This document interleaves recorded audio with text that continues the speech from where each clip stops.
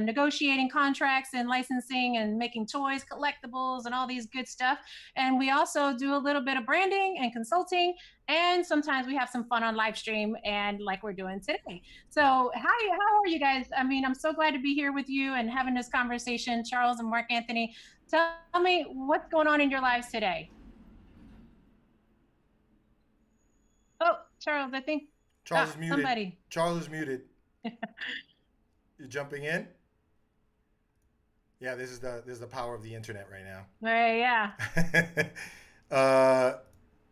So Mark, why don't we start with you? Yes. How are you today? And you know, what's going on with VoxPop? Everything's going well. Thank you first and foremost, Anita. We're live on Twitch right now on VoxPop Games .tv on Twitch. So all you guys, welcome everybody. That's pretty much like was waiting for us to sort of intro. Charles and I have been really hard at work, and we're so glad to be a part of FanGirl Friday. I've been a fan boy myself for quite some time of your show. I was checking out your interview with Michael Arntz and a bunch of other cool up and coming artists and toy makers. And I said, I got to connect with Anita and FanGirl Licensing and see if we could start a podcast together. And today, this is it.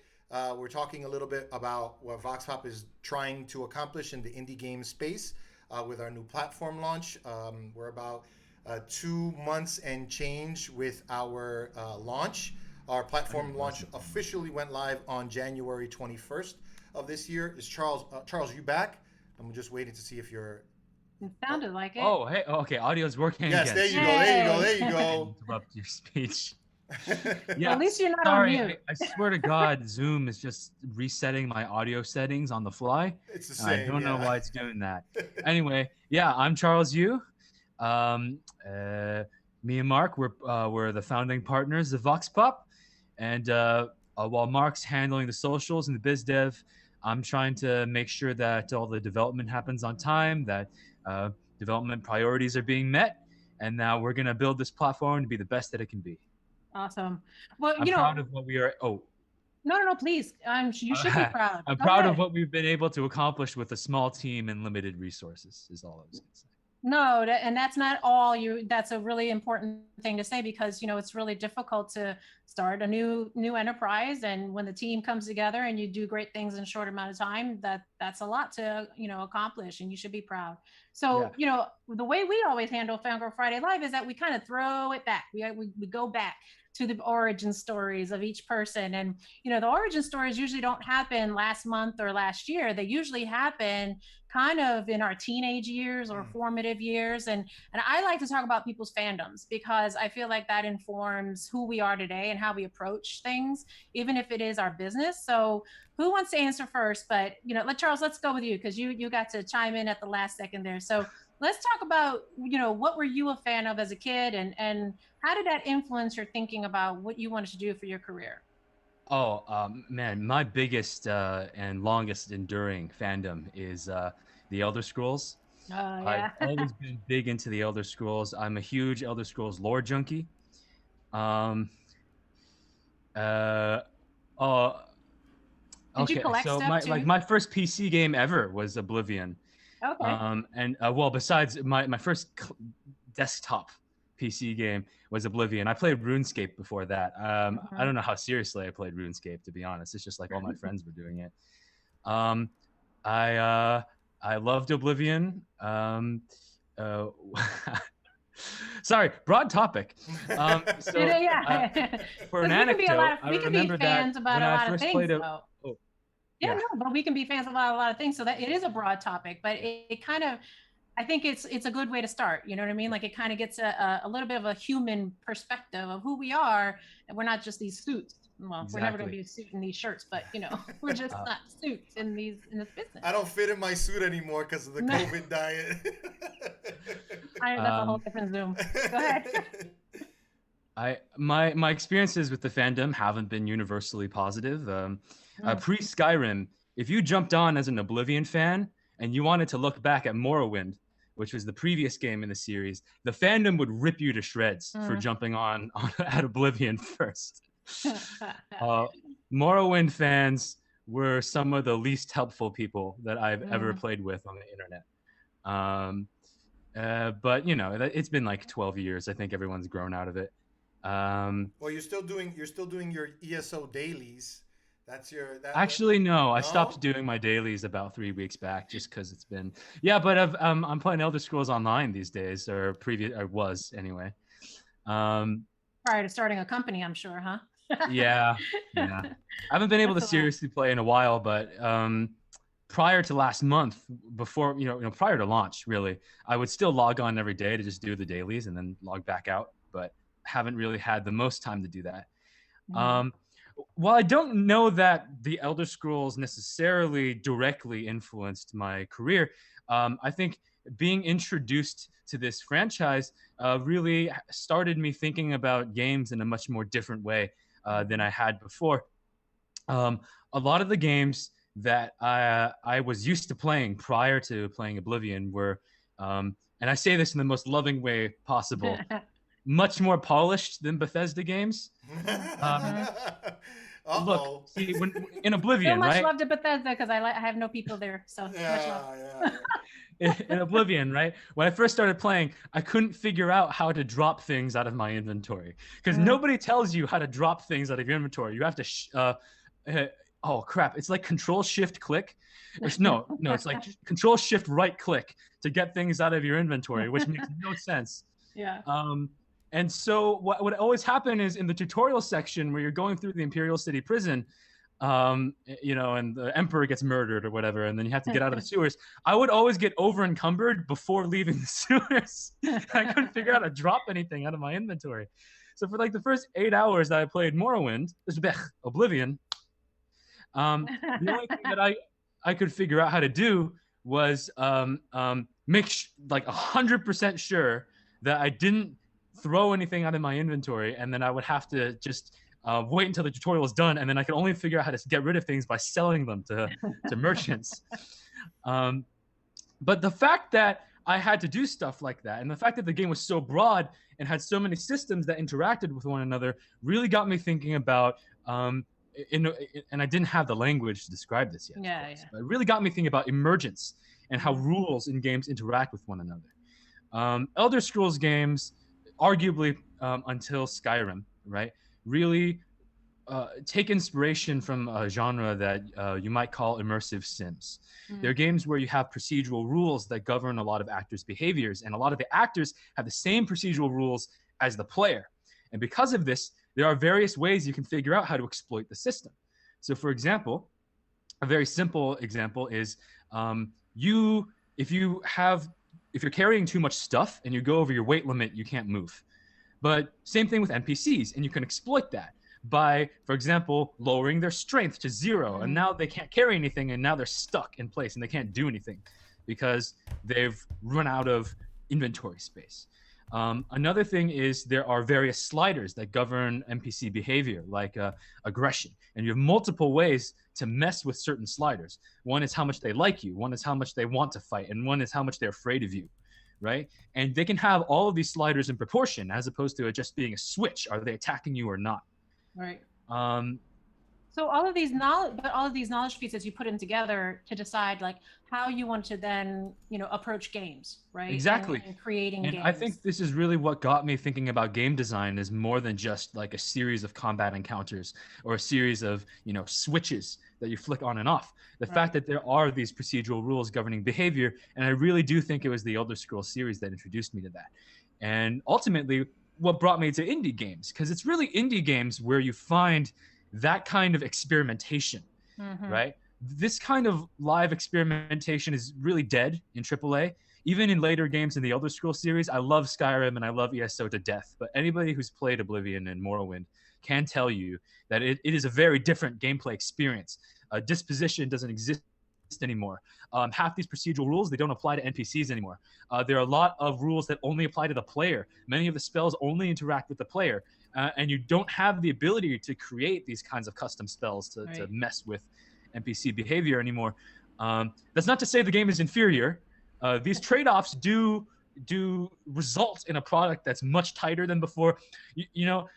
you might not appreciate this when you look at like glitch compilations for Skyrim or like people who do Let's Plays purposefully to try and break as much of the game as possible for entertainment factor. Yeah. Yeah. But compared to Morrowind and Oblivion, Skyrim actually functions significantly better. Playing Skyrim normally, you basically never, it's very rare that you run into game-breaking bugs by accident. You usually run into cosmetic bugs, right?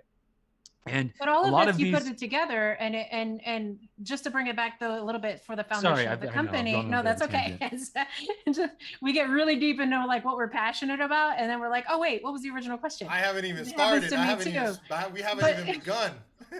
But to bring it back to like, okay, how does that lead then to, you know, your passions, then into decision making, then into career, and now you're into indie games, you know, you're developing them and you're in this space. It's like the R&D, right, of the gaming space, so to speak. But then indie games can, go ahead. indie games can take more risks because they don't have the same level of financial investment that AAA games did, right? There's a reason why AAA games in the 90s and the early 2000s were more willing to experiment with formula and gameplay mechanics. It's because there was less money going into it, and it wasn't as much of a financial risk, right? But as AAA games become more and more of an investment, as budgets rise into literally the hundreds of millions, more than that, right? Modern Warfare 2 had a budget of, what was it again? Like 320 million. Yeah. GTA 5 even higher than that, right? So as games become more expensive, taking these risks become exponentially more risky. And AAA devs aren't willing to do that anymore. They have to streamline everything. They have to make sure that nothing happens. Especially if it's a multiplayer game, you can't have giant exploits where players can learn the rules and dramatically destroy the balance of the game. That's not something you can allow. But the expectations become super high, and then there's less room for forgiveness, right? I mean, you know, it's like harder to be able to say, all right, we're going to experiment with this, spend all this kind of money, and as a big corporation, as a big company, you know, like a Blizzard or somebody like that, you know, they need to recoup. I mean, that's just the financials of the situation. Exactly, right? Black and white. And so when you're in this space, a little bit, you know, and it's not disparaging, but there's less money involved. There's more risk that can actually happen, because, you know, for your benefit, the expectations are lower. So it means you can, you know, people don't have any big expectations of what you're going to bring or what you're not going to do, what you can do. And so they want to rip you apart no matter what, because that's how it is. You know, people always want to, you know, talk about things and what's good and what's bad. But on the other hand, there's opportunity in the space to be able to, you know, kind of finagle things. So then we're going to put that on pause for his thought process and then jump to Mark. And Mark Anthony, so tell us, you know, with all of this that's going on in the background of Charles, I'm sure this all thought process is happening simultaneous. Yeah. You're growing up somewhere else. Oh, yeah. And you're thinking about similar things in your fandoms. And how does that then contribute then to you then coming into VoxPop later on? So, okay. So this goes into the whole overarching, what is games? What is the language of games? What is the voice of games?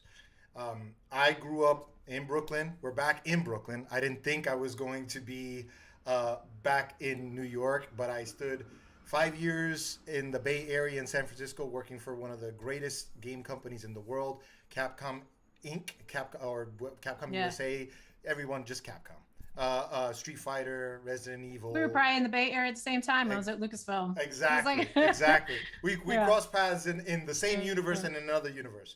But growing up, I specifically took elements.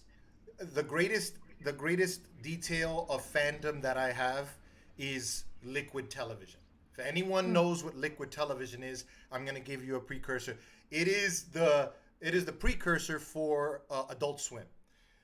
Between the years of 1991 and 1995, there was a show on MTV that was called Liquid Television. It came on super late, and it had some of the most dynamic artistry that has ever been known to be seen and given to the masses. So we have the biggest shout out that I could give for any amount of fandom that drew me to the artistry and the voice of what games are is that television show. It's Liquid Television. I went on to play every single game. I spoke about this in all ad nauseum on many different podcasts, but my parents were the biggest proponents of games for me, and they used it as a reciprocity tool. They used it as, you do your homework, I'm gonna buy you the latest this. Yeah. My dad would get Dangling the carrot in front of you. It was. That's why I hate dangling carrots for devs, because I'm like, I don't want to overpromise. Luckily, my parents didn't overpromise and underdeliver. But for me, it's always been about, if I will complete checklist items in my life, I will get the latest game to complete additional tasks and additional adventures. That brings me to going to college. I studied C++, C#, all this like crazy game development tools to possibly become a game developer myself. I had to quickly pivot and change directives, and I graduated with a philosophy and Latin American history degree from State University of New York, now rebranded as Stony Brook University. Okay. Graduated from there, from Stony Brook, in 2005, and right out of college, because of this and one other person who I got to give a massive shout out to, Lance Williams, I got my first job at Rockstar Games. Now, that's not something that anyone could say is, I went to game dev school for 7 years and I, know all the latest stuff and I'm going to get into Rockstar immediately. That's not how any big tier publisher like scouts people. Well, that's a lot of career paths though, that you never go to school thinking, well, I shouldn't say never. There's a lot of times you don't go to school thinking you're going to end up in a specific place. I'm lucky. I'm actually still utilizing my degree. My degree's in, business management and the concentration in international business. So I am still using that. But did I go to school thinking I'm going to be in licensing? I'm going to be in toy collecting. I'm going to be, making action figures and helmets and prop replicas and stuff like that in my career? No, I didn't think about those things. But were the skill sets there? And did our fandoms, like I say, the collective R here, feed into those things? It kind of drove, without consciously thinking about it, right? Like your decision-making paths and like who you start to connect with and how you start to like move forward in your career. And as you get to a certain level in your career, you can make choices as opposed to reacting, right? Yeah. And so like you guys start to make choices about, I'd like to understand how you guys got together then to decide, oh, we're of like minds and we should be doing business together. That's Charles. You take it, because you take the partnership, the partnership love story, the brotherhood. Oh no, I don't have any theme music for this. You got to put it in the post-production. Yeah. Damn, Mark's thing is way more organized than me. Anyways, when I went to college, and as you might have picked up, I'm a bit younger than Mark. When I went to college, I really came in with the idea. Sorry? Y'all are a bit younger than me, so just don't worry. When I went to college, I really went in with the idea that I was going to be an indie dev, and I was going to get to make all these like amazing, experimental games. But one of my professors really gave me the hard slap down. He was an indie dev that I really respected. I'm not going to say their name because I don't know if they want this information to be public necessarily. But they sat us all of us down and said, "Hey kids, you want to guess how much money I made as an indie dev in the 5 years leading up to my professorship?" And apparently the answer was $15,000. Which is why I was a professor at that moment. That's exactly. And not in the indie dev. That's the story for a lot of people right now. It's like, well, I wish you told me that in freshman year. Anyway, coming out of college, I really had this idea that I wanted to start a company that would help indie devs sort of market themselves and market their games. Really the tool that I wanted to succeed.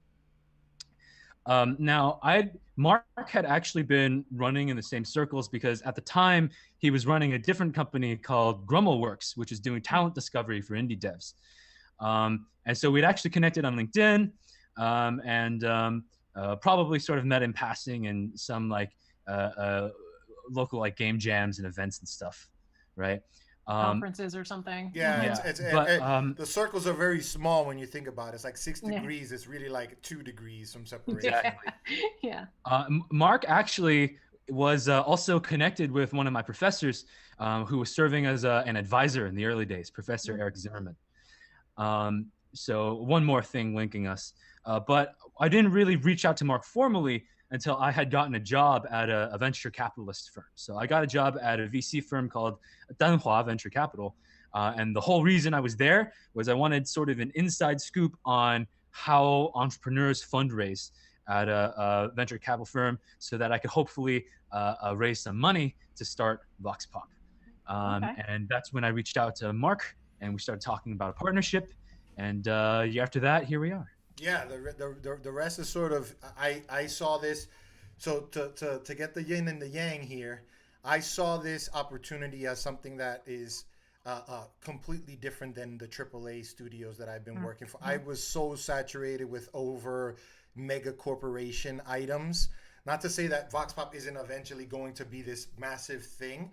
It's just I was building all of these feature sets into these massive pieces of art, and I felt like I was not only were the ideas being sort of filtered to meet some sort of expectation for shareholders, it was more so that I felt that I wanted an avenue for that liquid television Yeah. to be expressed. And I feel that the library of games that we have are carefully curated through Charles, myself, Holly Welch, our social media manager, Alicia, our engineering team, and every single member of our community has a fingerprint in the curation of the style, the type of artistry, the voice of our games for our platform. So that's something that I was like immediately like, I have to partner with Charles. I need to make sure I need to make another like checklist item, another achievement in my feather in the cap of my career. That's And this really is great. this is the most fun I've had.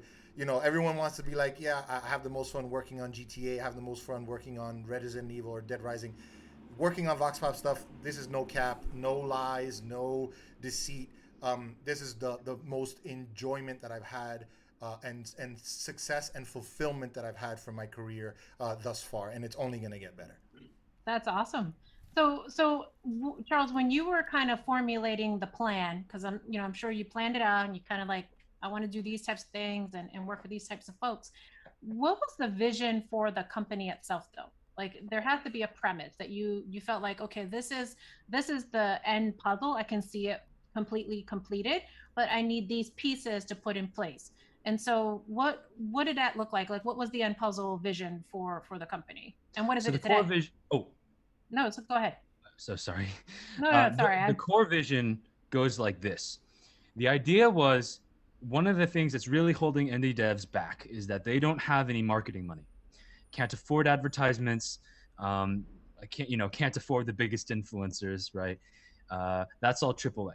So how do you compete, right? Well, I wanted to create a way where indie devs could leverage some of their future income. Oh shit! Hit my mic. Where I gesture too much, but where indie devs could leverage some of their future income. He became Latino through like partnership. He's become a full-fledged like I'm about to hit my mic for you. Don't even worry about it. Mark's a bad influence on me. The best and the worst. So yeah, I wanted to create a system future where income could take some of their future income and promise that to people to get some like playtime and advertising, right? There's a lot of problems with trying to do that on an individual basis. If I went to a streamer and said, hey, listen, whatever, if you play my game, any sales you generate from me, I'll give you a percentage, right? A couple problems. If you're the streamer, you gotta trust that this dev isn't gonna stiff you, like he's actually gonna pay you what you deserve, right? And if you're the dev, you got to figure out how many sales you're getting from this advertising partnership, and you got to have the accounting skill necessary to figure out how much you owe every single streamer you're working with, and then you got to distribute it, which itself might be a time-consuming process as well, depending on which countries you're accounting working purposes with and stuff. Yeah. So there's a lot of issues with trying to do a partnership like this on an individual basis. And what VoxPop really is at its very bare bones core, and we have other things that surround this, but at its core, we are the service that automates this process. We allow people to do a profit share sort of model, affiliate model for their own game by automating a lot of this process when it comes to distributing the percentage and being a trusted third party, such that both parties can believe that they're not being stiffed on the transaction. Um, we also leave room, of So course. just to recap that a little bit, or translate it into a little bit more layman's terms, like, so the player is playing the game and they're doing their part. Everybody's doing what they're good at, basically, right? And they're functioning in the space that they know and they understand.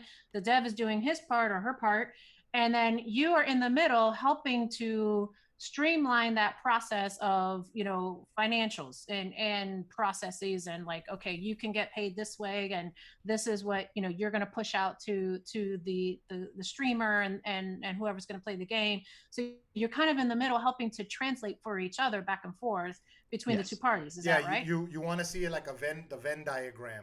VoxPop is in the center. Where you have to take it from the perspective of, we are a storefront with sort of Ko-fi or Patreon translinking.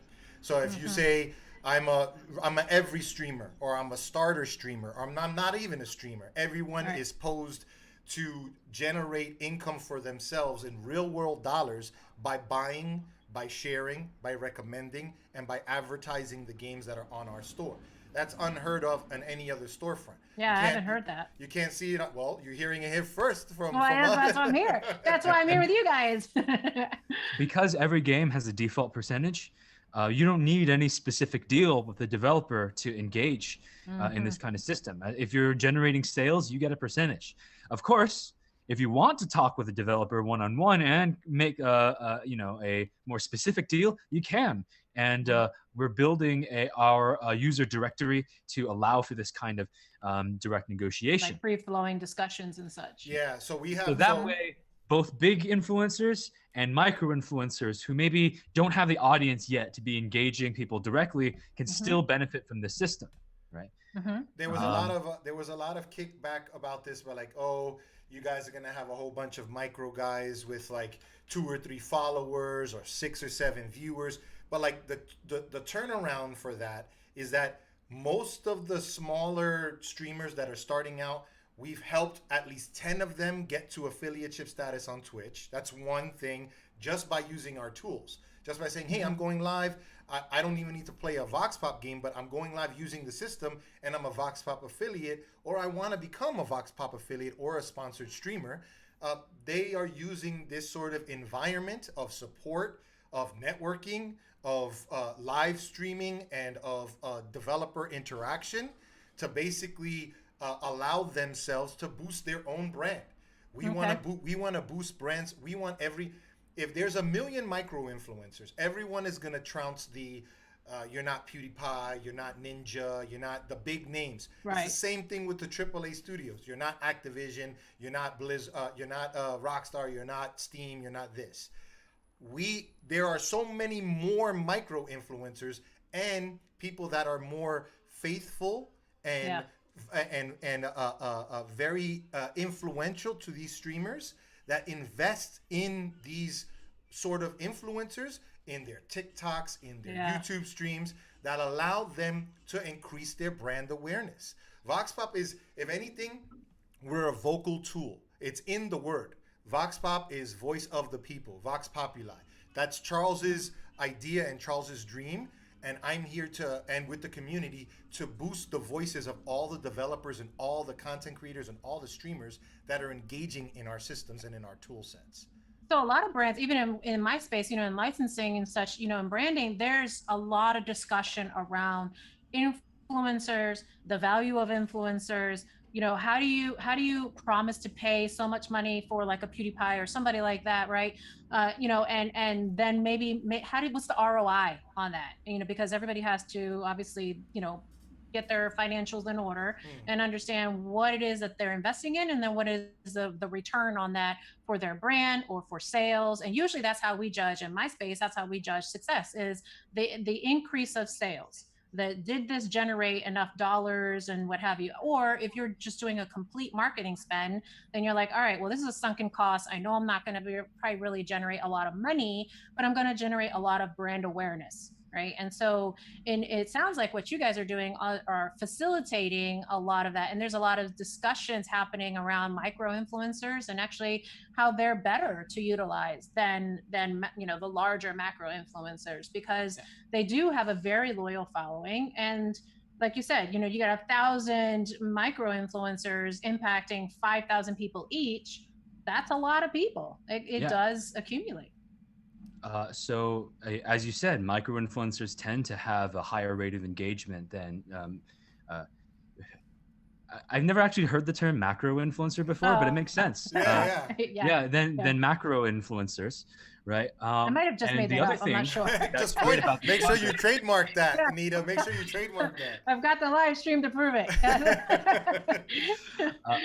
Well, what's the other reason why micro influencers are sort of ideal for a model like ours is, like I said, our model does not necessarily require any specific deal or contract to take advantage of.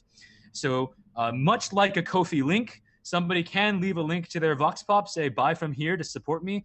A couple of the streamers that we've talked with, like Blade, have attested to the fact that if you just ask your audience to donate, a whole lot of people are going to choose not to donate. But if you just ask them to buy a thing to support you, you'll actually engage dozens of times more people, because they're more willing to buy a thing to get something in return, right? So that was it's transactional. It's transactional. You have to So for VoxPop, right?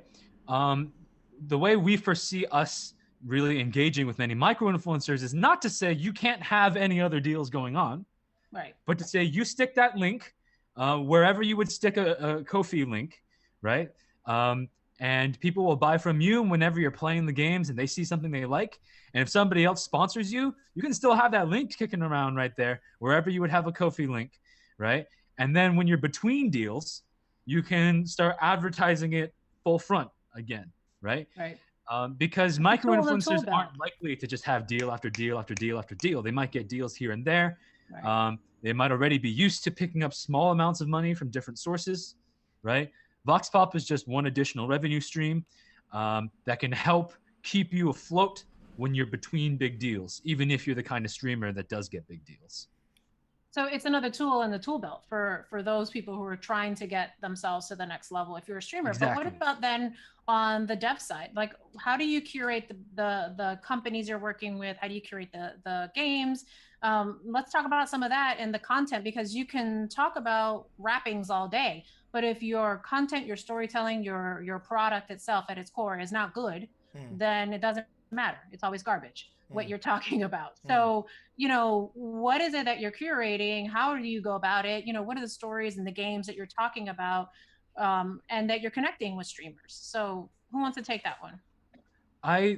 Oh, sorry. I know I'm monopolizing the mic here a little bit. Mark, do you mind if I tackle this one? I was feeling if Mark really wanted to jump in, he would. I've spoken too much about this, so Charles is gonna just hit it out the park. So go for it, CEO. Go. I just want to say, to preface my answer, that when it comes to indie games, the question of moderation is very tough, because there are a lot of indie games that, frankly, they just don't screen cap well, and they don't necessarily record well. And really, the only way to properly experience some of these titles is to play them. And that's why streamers are actually so essential. There are whole genres of games, puzzle games and narrative games especially, that it's just impossible to cut a trailer for. And what you really, really, really need is someone to actually play it before you can evaluate that game. We call that play testing and toy design. Yeah. I mean, to give a quick example off the top of my head, I don't know if this is the best one, but this is the first one that comes to mind, right? Think about Depression Quest by Zoe Quinn, right? One of the key mechanics of this game, which is a choose your own adventure, is the fact that sometimes they give you options that you know are better, but you're not allowed to select them. Or sometimes there is a good option, but it's buried in a long list of bad options and you need to find it. Right? That kind of thing really does a good job of narratively representing the experience of depression and how sometimes you might know what to do, but you can't work up the motivation to do it. Real world decision making. But that's not something like, how do you cut a trailer for that? Exactly. How do you screen cap that? Yeah. Right? And let's also face it, Depression Quest as much as I respect it as a design, also does not do the greatest job in its presentation, right? Because it is fundamentally a text adventure. And if you just had screen caps of a text adventure, how well can I evaluate this as a moderator, right? Yeah. Which brings me to my second point. Once you're at scale, how can you play every single game that comes through your store, right? Realistically, you can't just You say, as okay, the we have person dedicated curating staff. the just- list. They play yeah. every game that comes through, right? So at the end of the day, what we're going to have to do for moderation is a sort of community moderation. So we have a community rating system, and we just want to create a system where, we have a system where you cannot rate a game until you buy it, right? So personally, I think that's pretty reasonable. Granted, it might leave out people who own the game on a different platform, right? But I think it's a perfectly reasonable thing to ask, that you actually have to own a game before you can give it a positive or negative rating, and not troll. right? And if That's enough fair. people who own the game give it a 0 or a 1, then we'll be flagging the game for review, and at that point we might pull it from the store. But prior to being on the store, if we pull it on the store, what we're going to be doing is we're going to be hiding it on the store so that everyone who bought it still has it, of course. Right. We're not going to just be Well, you poaching bought it it, from so your- they should Yeah, own from it, your and you library. can't take it back. Yes, they own Yeah. it. They own but Yeah. but at that point we might remove the game from the store. But before we go through a process like that, before the game is actually on the store, I don't think there's going to be a fair or reasonable way for us to actually say this game doesn't belong on the store, this game is too shabby, this game has nothing to offer. I don't believe that any game made in passion will truly have nothing at all to offer, right? There may be areas Of of course. improvement, and they could take feedback and kind of retweak and keep tweaking the storytelling and the gameplay. But it's not that it doesn't have anything to offer outright. It probably just needs to chip away at the rough edges. What I think Mark might want to say though is that currently, yes, at our stage right now, the store is small enough that we actually have played every single game that's on the store. I have too many times. We haven't. That's where the streamers come in, though, right? I mean, maybe I don't know if this is your process, but maybe the process is or could be that you have basically a back of house testing before it actually goes live on the store, and that's where this network of micro influencers can come in as well, where they're kind of testing that out, and then they give you a rating, and then you off and running at the sales part. So you just described something that is happening right now, like literally in real time. We have 3 key events that are happening concurrently that are going to overlap with our talk and our podcast. One is we have a stream that's going live with a game that's called Puppet Kings from the studio called Timba Games out of Colombia. Now, this game was released back in 2017 and is so supremely underrated, it got buried by the algorithm on Steam. Oh, wow. They came to VoxPop. VoxPop streamers have been pumping so much new blood and new energy into this title that the developer themselves are retooling all of the gameplay aspects, the new features, adding new updates. We just pushed a new live update because streamers were like, we got to get this fixed. The dev saw all the streams, started supporting all of the streams from their Twitch, and Timba Games is now revitalized as an entity for game development to now have a future through sales through VoxPop, through initiation of recommendations through VoxPop, and through ratings from VoxPop. They're on our featured page right now for the past week and a half. Secondarily, and I think Charles is going to cover this a little bit more, we have user events. So let's say under the instance that Charles stated that the game is sort of dead, even on our store, and it doesn't have a market. There are still meme-styled, like, micro content influencers on YouTube that have huge channels in the thousands that look for games like that, undone games, dummy games, games with bugs, that will buy those games that are low-fi, low-tiered, and low rating to then boost them for their own ratings, because some of them have some of the really amazing meme content. So why would why would we stunt the voice of these game devs that worked really, really hard or are just starting from scratch? Yeah. The renaissance that is occurring right now because of COVID is now there is no more games being created in the history of mankind than right now across the globe. So we have to take that from the perspective that there are going to be so many voices and so much artistry being created that there needs to be a store like VoxPop to raise up these other games. We have high tier, mid tier published games from Rogue and from 1C Entertainment and from Rocket Ride Games. We have triple I style games. We have lo-fi games. We have garage dev games. We have Atari style games. We have Nintendo style. We have the gamut. So the curation is there, but the community is going to have to curate a little bit further for us because that's how it is. So like edge cases, for example, like Unity shovelware asset swap kind of games, right? Those we're going to have to evaluate on a case by case basis.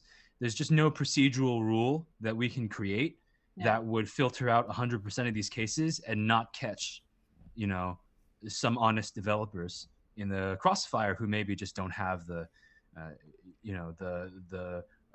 resources or skills necessary to create games with higher graphical fidelity, for example, right? But all of these tactics, you put them together and they're creating a community, right? You're creating a VoxPop community across genre of games, across skill level, across, whether it be AAA or not style AAA, but I think it's a tactic too, which is interesting for your future growth. I mean, like we were talking offline a little bit while ago where you guys launched officially, January, but yet your social media has blown up in just a short amount of time. I mean, that's a pretty good success factor in seeing how people are reacting and engaging to the tactics that you're employing, right?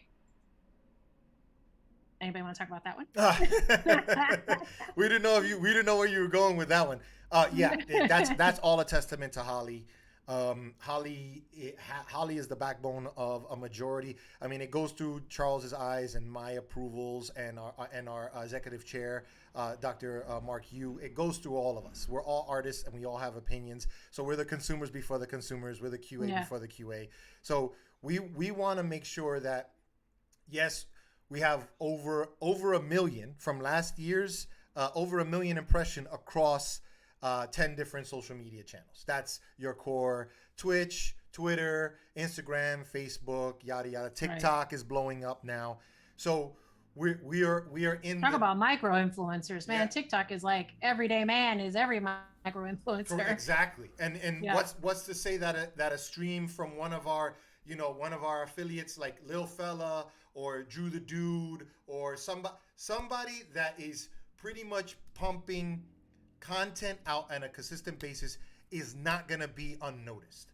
And we want to put shine and light on those devs, on those content creators, that if we could use our 10K to get another 10K for another person, and that person is in some way tied to our efforts as a platform, as a client, to get the tools to as many people as possible, then we're all going to benefit. Like I could say we have X amount of users and we have a positive trajectory, but right now the tool sets are a little too soon. Yeah. We just got out of closed beta into open. So pandemic pushed us back a month. We were supposed to launch on 4/20. We launched on 5/5 of 2020. That was Cinco de Mayo. We went to closed beta to open in July. That was another month delay because we couldn't get through to we couldn't get through to PayPal. There was all the lines were shut down. Everybody wasn't talking. The world was stopped talking on e-commerce. So the partners that we have that were loyal to us, like Stripe, like AWS, they have been there for us from the jump. And all of our community members have been there from the jump. Lil Fella's our community mod. They're setting up. We just now signed a partnership agreement with a bunch of new streamers to become sponsored streamers. And we have a collaboration with Immense Esports to have the very first, in my knowledge, the very first competitive indie esports team on Earth.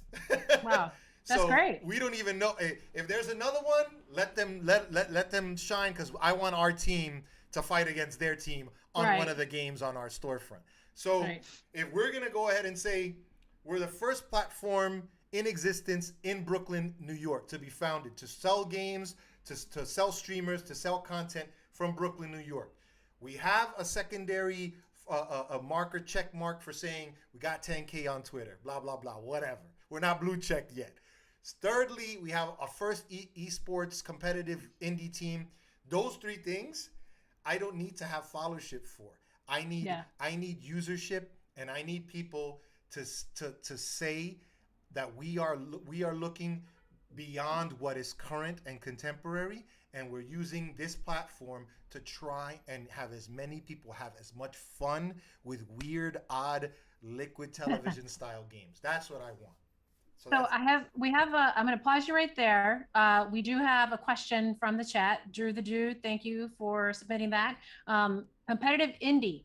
It's a new kind of phrase that we're coining here as well. I mean, not as prevalent be used. So if you could kind of go into that thought process a little bit, what is it that you're using it for to mean that phrase? And then what is the vision of going forward, and how are you going to bring that to life? So we have been sort of flirting with the men's esports for the past year or so now. Many of our sponsored streamers and affiliate streamers came through their ranks. They do like competitive gaming for Call of Duty, Fortnite, Valorant, all the the bigger stream games. But what we're doing now with our competitive esports league or esports team is we are serving the titles that would have the most benefit from usership and followership and purchases to then create new ways of competing tournament style.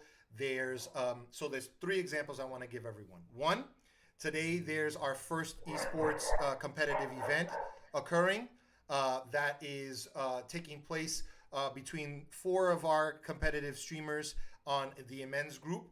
They are playing this game called Knockout Party. It's a weird meme style game where you just have to throw trash at one another. You're playing like a slinky guy, and you're running around, and it's a non-mature competitive esport game. It's made by two guys, two game devs out of Ukraine, the Toxic Studio. It's another one of these instances where it's a Unity style game, very low poly, very low fi. But we had our highest streams on Thanksgiving Day. It was like a Super Bowl, sort of like the day before Thanksgiving. So we had our highest stream for competitive gaming without having this new esports team occur the day before Thanksgiving. We also had our highest turnaround. It's one of our top selling games. It sells for $6 on our storefront. It has a bunch of categorizations. So we're going to build this into a league where people end up being the champion. The current champion is Hank the Hippie. That's his handle across all his social media. Yeah. He's the current champion from Knockout Party for VoxPop, but now he has to sort of retain the championship title to defend his championship. Secondarily, we have our Guardians of Ladino Forest, or Golf League. That is a space shooting. Think Air Harrier meets Doom meets an LSD trip. Air Harrier. That's it, Charles. You were looking for it for a long while. So. Oh my God! Yeah. No. Yeah. Oh God. Sorry. So Air Harrier is an old Sega game where the character is. No, it's Space Harrier, right? Space Harrier. Sorry. Yeah. So the character is like floating on a plane, and you're shooting a bunch of things in the background. So. Golf, or Guardians of Ladino Forest, is our annual golf tournament, like the Masters. That's funny. We have the Open Invitational taking place on April Fool's Day this year. We're targeting 16 participants. Last year's tournament was the 2020 tournament. We had a cash prize of $20.20 in Vox Coin. This year, we're going with a full sponsorship with Cash App. We are offering a $75 Cash App prize pool, real world money, so you don't have to necessarily buy VoxPop games, but this year's champion is going to be able to pay some bills, buy a new Switch game, hopefully buy some games on VoxPop that they're enjoying. And your own VoxPop stimulus. Correct. We're boosting our streamers, we're boosting our devs through the stimulus. So that's to look out for that. Go ahead, Charles. And to give one last parting comment about the indie esports thing. I know people don't necessarily think independence when they think about esports.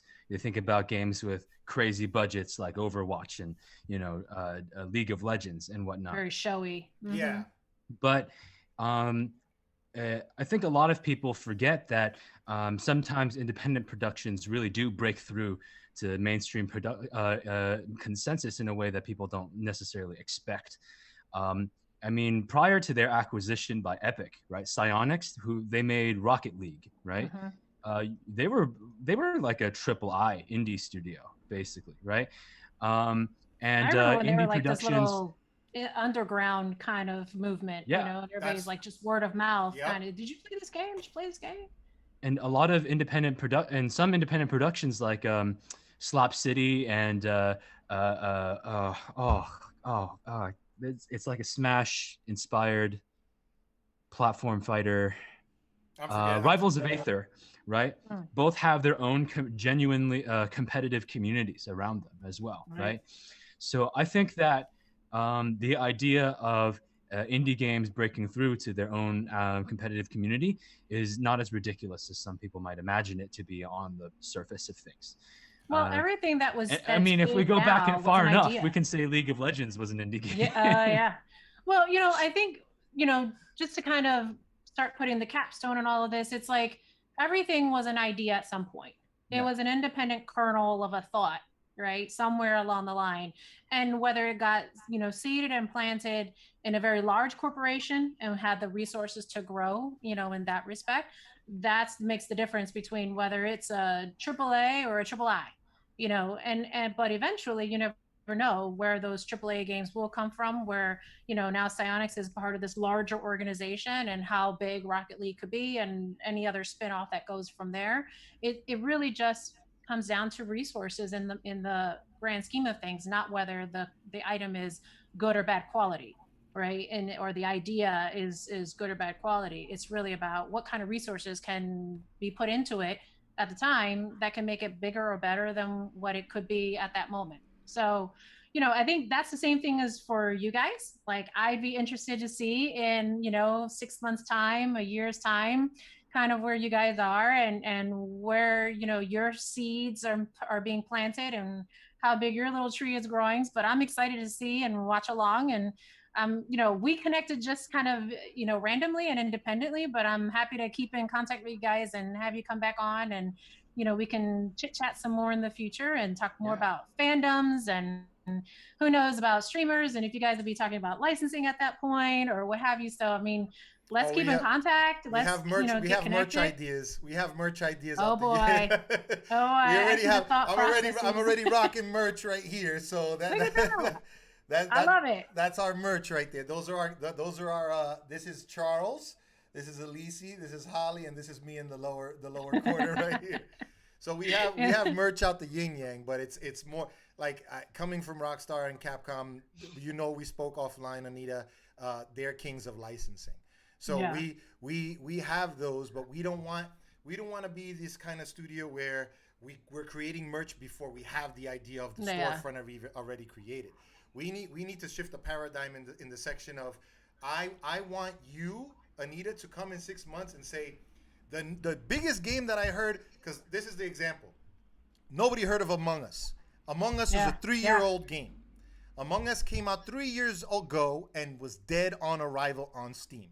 What happens? A pandemic, everyone's home, everyone's checking out cool new games that they never saw before in their whole life. And 85 million downloads later, Among Us is where it is now. All it takes is one viral live stream, on a platform and off it's going. We're not trying to say that the next Among Us is going to come from VoxPop, but if it does, we are working towards that already. We're not working to say, hey, let's flip a coin and let's see what happens on this store. We're actively putting marketing spend. Time is money, like you said. Today, right now, thank you so much for spending time, because we know that this is money to advocate for us and to advocate for both of our brands. So I appreciate this, because I know everything is about networking and it's about business. So this business right now has legs. And we are at the precipice of being able to say that the next big X was pushed forward through the voice of the entire community and not just one brand or one company. It was this developer got boosted through the community that generated all the sales for them, all the advocacy from the streamer. Our streamers are on streams right now. Go to my VoxPop link. You support me through this. You don't even have to do anything. Just sign up. That's how fandom grows. That's how people. I mean, that's how it all grows, right? You guys are kind of in that mix, and I'm in that mix, but we're like in different pools, but in the giant, ocean of, being in communities, being in fandom, sharing stories, sharing our experiences, kind of coming along with our communities as well. And you guys have a supportive community, and it's great. I can see it on social media, and they're really rooting for you. And this was great to have some time with you guys as well, and learn a little bit more about, indie development and what does it take, and, what's the heavy lifting that's happening there. So keep in touch. Charles and Mark Anthony, thank you so much again for spending time with us on Fangirl Friday Live. Like, this is going to be great for our community to see that as well. Hopefully somebody will see you and you'll blow up from there. You'll be the next Psyonix, right? And so I'm looking forward to that. And having said, I was there at the beginning. So I'm happy to have this time with you guys, and thank you for spending it with me as well. So everybody else, I'm Anita Castellar. I'm Fangirl Friday. This is our Fangirl Friday Live show. Catch us on Instagram and YouTube. The replay will definitely be on YouTube in the cleaned up version. We're on Facebook, LinkedIn. You'll find us everywhere. But thanks again. Happy Fangirl Friday, everybody. And thanks for spending the time with us. And we'll be back next week with another installment. Thank you. Bye, everybody. Thank you, everyone. Take care. Thank you. Thank you.